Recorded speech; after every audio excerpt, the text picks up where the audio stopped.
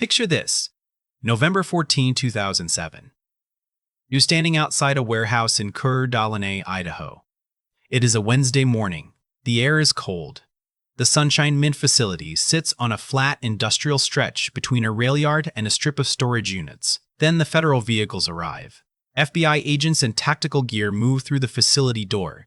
Inside, they begin cataloging what they find. Rows of silver rounds stamped with Lady Liberty. Copper coins. Gold pieces. Bulk precious metals awaiting minting.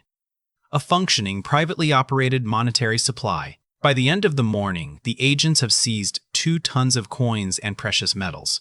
Retail value, approximately $7 million. The total Liberty dollar system they are dismantling has an estimated $60 million in circulation across 250,000 Americans. The man whose name is on the operation is not in Idaho. He's in Evansville, Indiana. His name is Bernard von NotHaus. He is 61 years old, and the government is about to charge him under a statute last used to prosecute Civil War counterfeiters. This isn't dystopian fiction.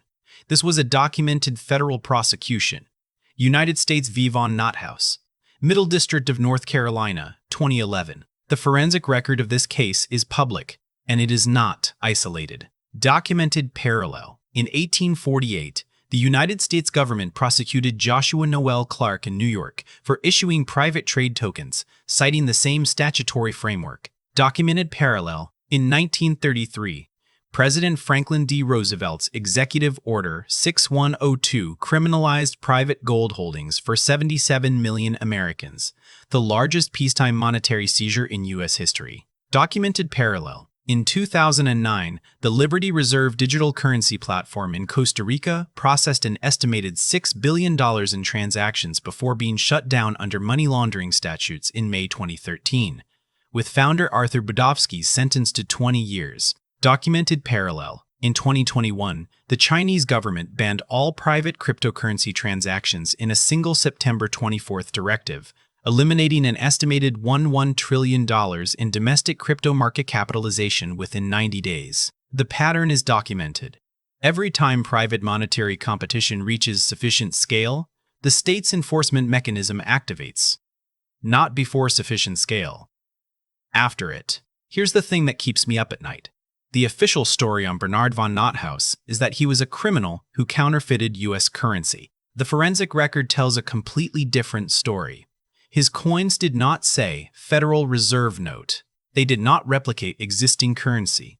They were stamped with a different name, a different design, and a different monetary philosophy. The federal government prosecuted him anyway, under a law written in 1862. What that prosecution actually reveals is the mechanism by which monetary monopoly is enforced, the threshold at which competition becomes intolerable, and what the state is willing to call terrorism to protect the exclusive right to issue currency. That mechanism is older than the Federal Reserve. It is older than the United States, and it has activated, on documented schedule, every time private monetary systems grew large enough to matter. I went through the forensic record and pulled the documented history of state responses to private monetary competition, from the Coeur d'Alene seizure, back to the first American currency wars of the 1830s. By the end of this video, you'll know exactly how the enforcement threshold works, meaning the precise scale at which private currency systems triggers state suppression. You'll know which 5 historical moments follow the same documented sequence as the Liberty Dollar case. You'll know what the prosecution strategy reveals about Seigniorage, who collects it, and why protecting it has always been treated as a national security matter. And you'll know what the forensic record shows about the aftermath. What happened to every competing monetary system that crossed the threshold, and what happened to the systems that stayed beneath it. Stick with me. Before we go through the documented cases, the forensic record requires a framework. I call this the Seigniorage Defense Sequence. Seigniorage is the profit a currency issuer earns from the difference between the face value of money and the cost of producing it. When the Federal Reserve issues a $100 bill that costs 17 cents to produce, the difference, $99.82, flows to the issuing authority. In fiscal year 2023, the Federal Reserve remitted $88.8 thousand to the U.S. Treasury in net income, a figure derived substantially from seigniorage and interest on the securities purchased with newly created money. In 2021, that figure was $107, $4 billion. This is not a side effect of monetary policy. This is a revenue stream. It is a large one. And it is exclusively available to the entity with the legal monopoly on currency issuance.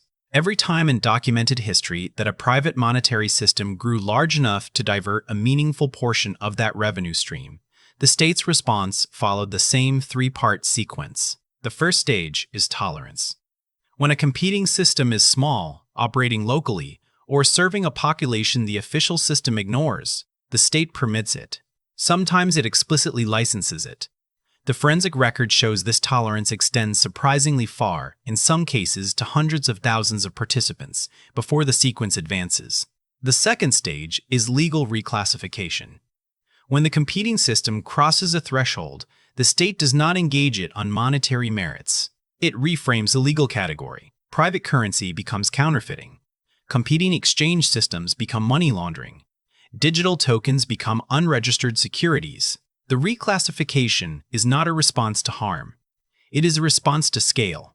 The forensic record on this is specific. In every documented case, the legal reclassification preceded the enforcement action by an average of 18 to 24 months. The third stage is seizure and prosecution. The physical assets of the competing system are confiscated. The issuer is prosecuted under statutes with significant prison exposure. The prosecution is publicized. The goal is not just to eliminate the specific competitor. The goal is to signal the enforcement threshold to any future competitor considering the same path. I call this the Seigniorage Defense Sequence. Tolerance, reclassification, seizure. Every case in this forensic breakdown follows all three stages, in the same order, with the same documented outcome. The counterintuitive core of this mechanism is the following. The systems that survived were not the ones that avoided state attention by being small. The systems that survived were the ones that either stayed beneath the prosecution threshold permanently or grew so large and distributed that seizure became politically impossible. There is no documented middle path. The forensic record on that is clear. Number one is the most obvious, and yet it's the one most institutions repeat. The case of Bernard von NotHaus and a Liberty Dollar is the clearest modern execution of the Seigniorage Defense Sequence in documented U.S. history. Von NotHaus founded the National Organization for the Repeal of the Federal Reserve Act, known as NORFID, in 1998. That same year, he launched the Liberty Dollar, a private currency backed by silver and gold, with rounds denominated at face values of $10, $20, $20, and $50. The structural design was deliberate. The Liberty Dollar was engineered so that as the spot price of silver rose, the face value of the coins would be bumped to a higher denomination, meaning the Liberty Dollar appreciated against its own face value, while Federal Reserve notes depreciated. This was not a subtle design. It was an explicit structural critique of purchasing power decline, minted in metal and circulated hand-to-hand. Here's the brutal math. By 2007, NORFID had distributed an estimated $20 million in silver Liberty Dollars and $60 million in total currency equivalents across approximately 250,000 users in all 50 states. The coins were accepted at an estimated 2,500 to 3,000 businesses. The silver rounds contain 1 troy ounce of 1099 fine silver. In November 2007, 1 troy ounce of silver traded at approximately $14.76. The face value stamped on the coin was $20. The gap between metal value and face value was the structural point. The Liberty Dollar was designed to hold real purchasing power as the dollar inflated. Stage 1 of the Seigniorage Defense Sequence ran from 1998 to approximately 2006. For 8 years, NORFID operated openly, advertised in newspapers, and held public events. The U.S. Mint issued an advisory in 2006 warning consumers that Liberty Dollars might be illegal. This was the reclassification stage. No prosecution yet, but a formal legal reframing of what had been tolerated for nearly a decade. 18 months later, on November 14, 2007, FBI and Secret Service agents executed a raid on the Sunshine Mint in Coeur, Idaho, seizing 2 tons of coins and precious metals. A second search warrant was executed at NORFID's Evansville headquarters the same day. Von NotHaus was indicted in 2009. He was convicted on March 18, 2011, under 18 U.S.C. Section 486, a statute enacted in 1862 to prosecute Confederate currency counterfeiters during the Civil War. Federal prosecutor Ann Tompkins stated in a press release that von NotHaus was a unique kind of domestic terrorist. She described the Liberty Dollar as a unique form of domestic terrorism. The coins did not replicate any Federal Reserve note. They bore the words Liberty Dollar, not Federal Reserve Note. The prosecution's argument was that the coins were coins of resemblance, meaning they looked enough like official U.S. currency to potentially deceive. Von NotHaus was convicted on all counts. Sentencing was deferred for years. He was ultimately sentenced in 2014 to 6 months of home detention and 3 years of probation, a dramatically reduced sentence compared to the potential maximum of 25 years. Widely interpreted as a signal that the government's priority was the precedent, not the imprisonment. Pattern confirmation. Stage 1 tolerance, 8 years. Stage 2 reclassification, 2006 Mint advisory. Stage 3 seizure and prosecution, November 2007 through March 2011. Same mechanism, same sequence, same outcome. Number 2 is where the pattern gets counterintuitive. The most important parallel to the Liberty Dollar in American monetary history is not a criminal case. It is Andrew Jackson's war against the Second Bank of the United States, executed between 1832 and 1836. The Second Bank, chartered by Congress in 1816, functioned as the de facto central monetary authority of the United States. Its president, Nicholas Biddle, controlled credit expansion across 29 branch offices, managed the money supply, and collected seigniorage on a national scale. At its 1832 peak, the Second Bank held approximately 20% of all U.S. bank deposits and 1/3 of all banknotes in circulation. Here's the brutal math. The Second Bank's charter was up for renewal in 1836. Biddle, advised by Senator Henry Clay, moved the recharter bill 4 years early in 1832.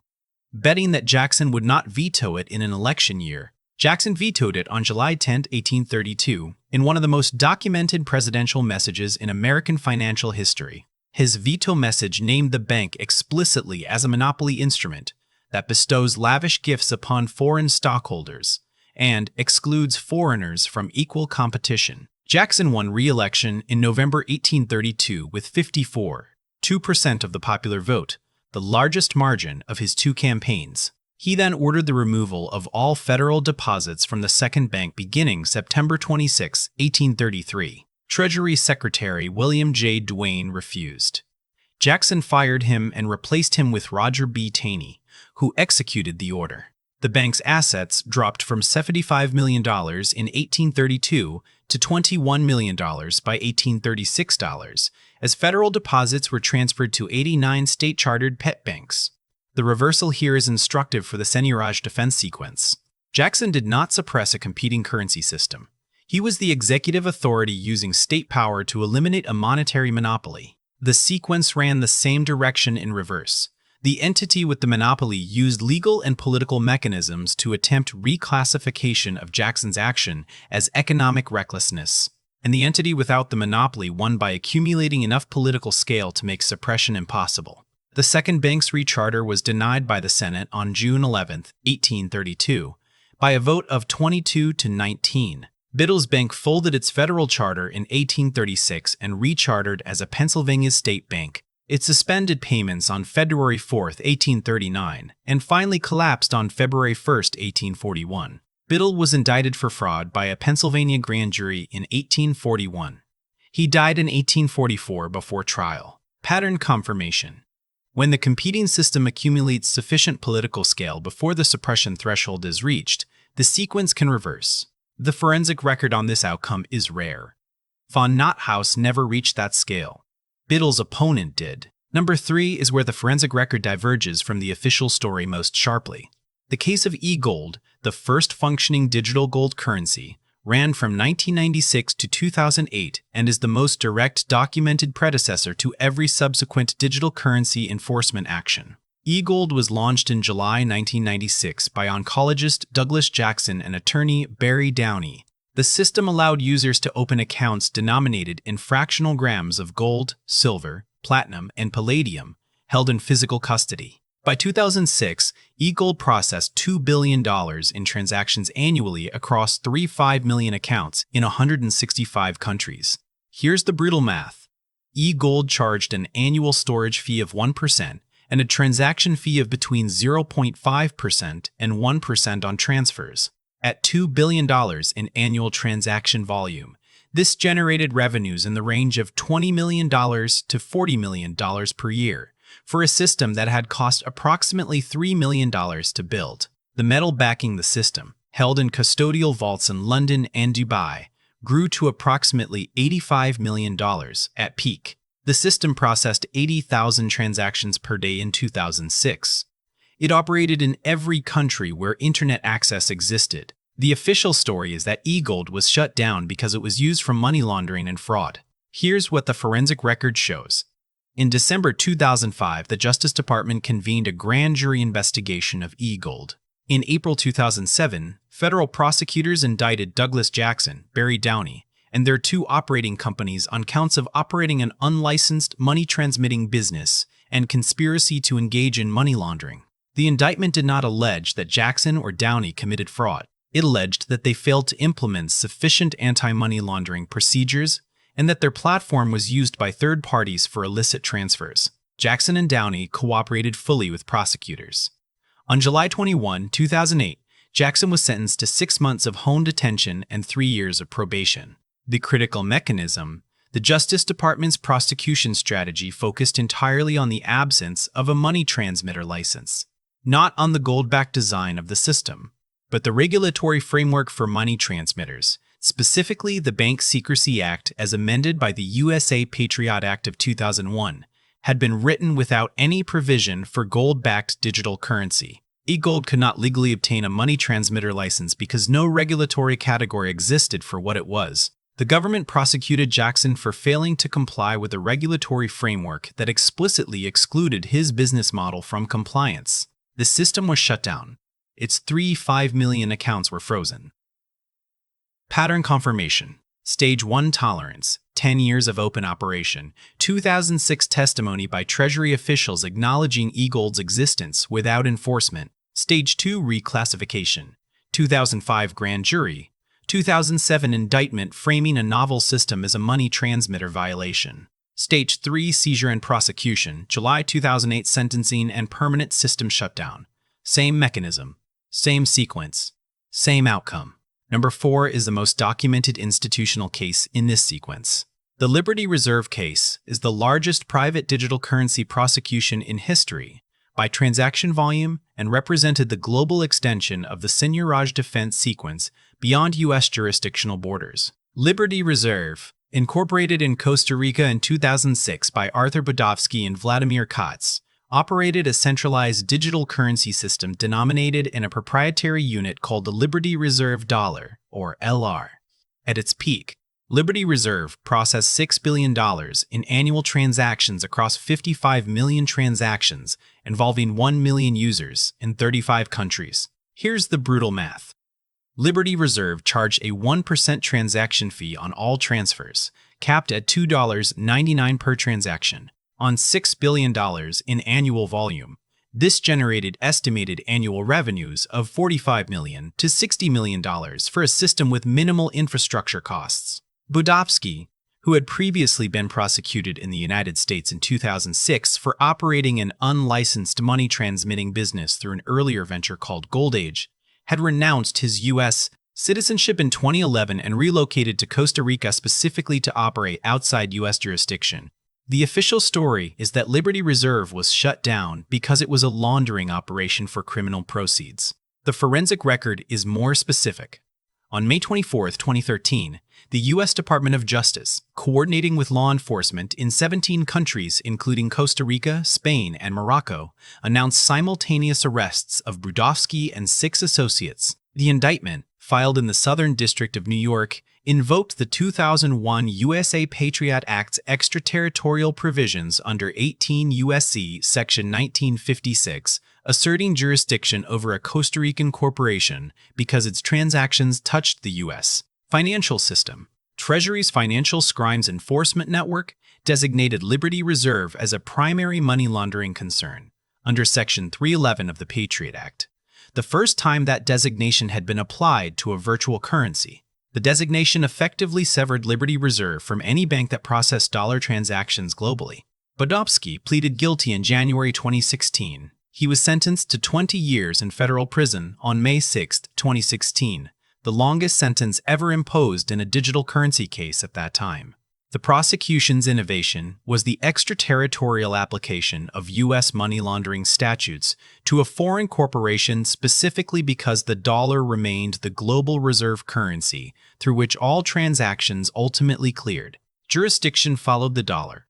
Pattern confirmation. Stage 1 tolerance.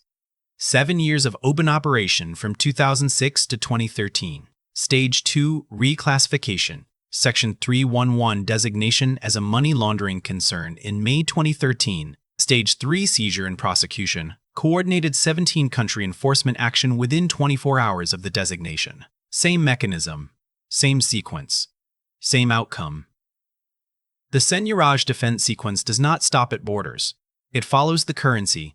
Number 5 is the case that changed the threshold permanently. The Bitcoin enforcement timeline running from 2009 to the present represents the first time in documented monetary history that the Seigniorage Defense Sequence activated against a system with no issuer to prosecute, no headquarters to raid, and no metal to seize. The forensic record of the state's response to Bitcoin reveals exactly what happens to the sequence when the target is removed. Here's the brutal math.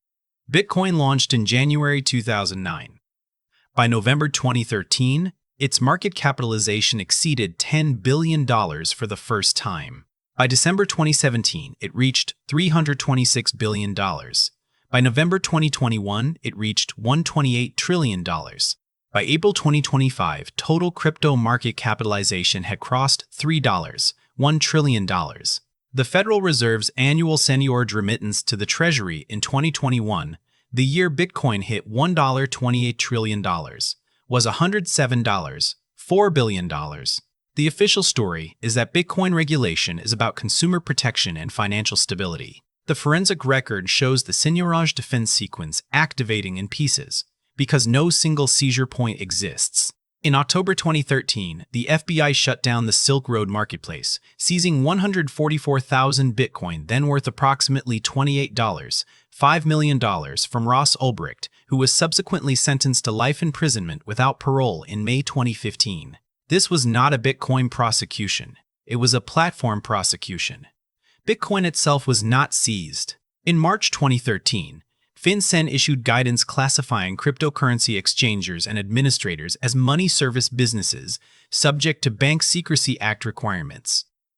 The reclassification stage applied not to the currency but to its on-ramps. In November 2023, Changpeng Zhao, founder and CEO of Binance, the world's largest cryptocurrency exchange by volume, pleaded guilty to Bank Secrecy Act violations and resigned. Binance paid $3 billion in fines and penalties, the largest penalty in the history of the Department of Justice's financial crimes enforcement at that date. The counterintuitive reveal here, the one the forensic record demands, is this. When the Seigniorage Defense Sequence cannot eliminate the competing system directly, it eliminates the infrastructure around it.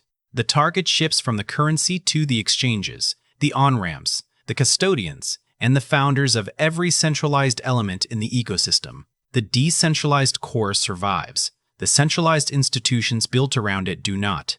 In January 2024, the Securities and Exchange Commission approved 11 Bitcoin spot ETFs, including products from BlackRock, Fidelity, and Invesco. The system that federal prosecutors called a terrorist activity in 2011 was, by January 2024, being distributed through BlackRock. The threshold had not been crossed by suppression. It had been crossed by scale. At $3 in Russians and right TND in 5 Vries, crypto had become too large for the seizure stage to be politically executable. The sequence moved instead to regulatory capture, incorporation into the existing financial infrastructure, and the extraction of seigniorage through the ETF fee structure. Pattern confirmation. Stage 1 tolerance, 2009 to 2013. Stage 2 reclassification, FinCEN guidance 2013. Repeated SEC enforcement actions 2018 through 2023. Stage 3 partial seizure and prosecution, Silk Road, Binance, multiple exchange founders. Fourth outcome, unprecedented in the forensic record. Absorption. When the competing system reached sufficient scale, the institutional infrastructure built around it was incorporated into the existing monetary system, and the seigniorage was redirected rather than eliminated. Same mechanism. Different outcome at the threshold. Because the scale was different. Number 6 reveals what the state is most afraid to say in open court. The prosecution of Bernard von NotHaus produced a documented record that is more revealing than any of the cases above. Because federal prosecutor Ann Tompkins put the government's actual concern on the record in a publicly released press statement on March 18, 2011, she called von NotHaus a unique kind of domestic terrorist.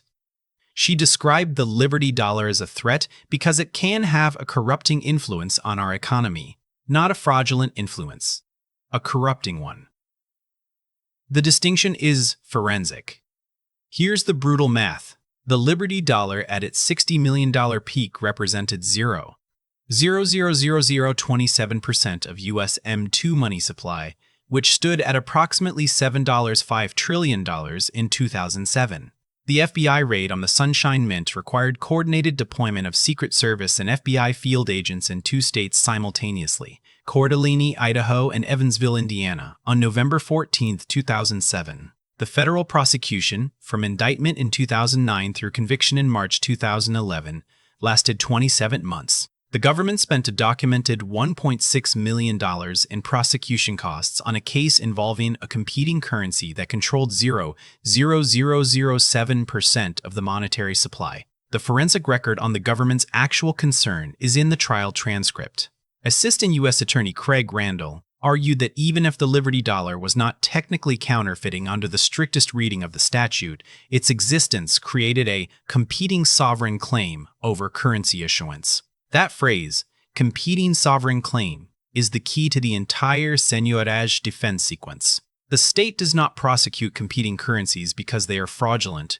It prosecutes them because they are sovereign challenges. The scale is irrelevant to the classification. What matters is the claim. $60 million or $60 billion. The claim is the same. The response, the forensic record shows, is the same. Von NotHaus maintained throughout the trial and afterward that his coins were legal medallions, not currency, and that the First Amendment protected his right to critique Federal Reserve monetary policy through the production of silver rounds. The jury convicted him in 2 hours and 31 minutes. The government got its precedent. Von NotHaus went home. The judge presiding over the case, Thomas D. Schroeder, deferred sentencing for over 3 years, an unusual delay widely interpreted as reflecting discomfort with the terrorism characterization in the Tompkins press release. When Schroeder finally sentenced von NotHaus in 2014, he imposed 6 months of home detention and 3 years of probation, well below the 25-year statutory maximum. Pattern confirmation. The Seigniorage Defense Sequence does not calibrate its response to the scale of the competing system. It calibrates to the existence of the competing sovereign claim. The threshold for prosecution is not $60 million. It is the act of issuing. Same mechanism. Same sequence. Same outcome. Same mechanism. Same sequence. Same outcome. Every documented case in this forensic breakdown followed the Seigniorage Defense Sequence. Tolerance while the system is small, legal reclassification when it crosses a visibility threshold, and seizure or prosecution to establish precedent. Von NotHaus, Douglas Jackson, Arthur Budofsky, the Second Bank of the United States in reverse. Bitcoin, absorbed rather than seized because no seizure point existed. Here is the modern condition the forensic record illuminates. As of April 2026, the Federal Reserve's balance sheet stands at approximately $7 trillion. Annual seigniorage-related remittances to the Treasury averaged $79 billion over the 5 years ending in 2022, before rising interest costs compressed the figure. The Bitcoin spot ETF market managed by BlackRock, Fidelity, and others held approximately $58 billion in assets under management by March 2025. The state did not eliminate the competitor. It absorbed it, and the ETF fee structure, charging between 0.12% to first and Euro 25% annually, began generating institutional seigniorage from the same asset class that Bernard von NotHaus was convicted of terrorism for promoting in 2011. The question the forensic record leaves open is not whether monetary competition will be suppressed. It will be. It always has been. The question the forensic record leaves open is which competing systems grow large enough and distributed enough that suppression becomes more expensive than absorption. Drop a coin emoji in the comments if you understand the difference between counterfeiting and competing. I read every single one. Subscribe to The Money Architect. This channel examines how money, power, and systems have interacted across history, the documented evidence, the real outcomes, so you can read the situation before it reaches you.